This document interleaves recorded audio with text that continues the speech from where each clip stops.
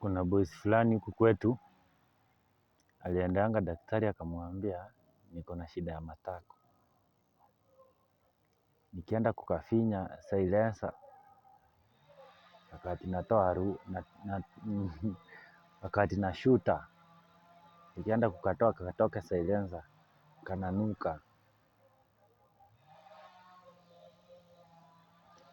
Then daktari akamwambia sikuelewi, nielezee kwa upana na urefu.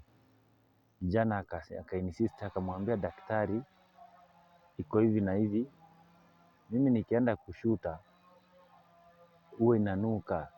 Daktari akamwambia hebu nyamba tuone, hebu nyamba tusikie.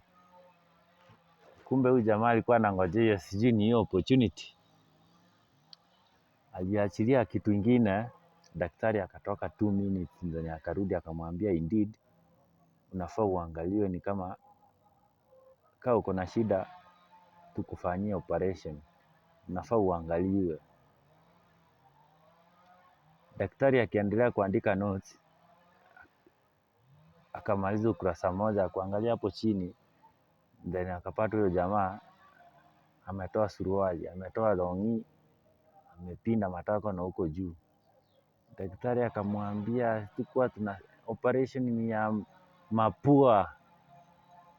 Unaona maana naelekea na hiyo story. Hey, nafaa niache ujinga.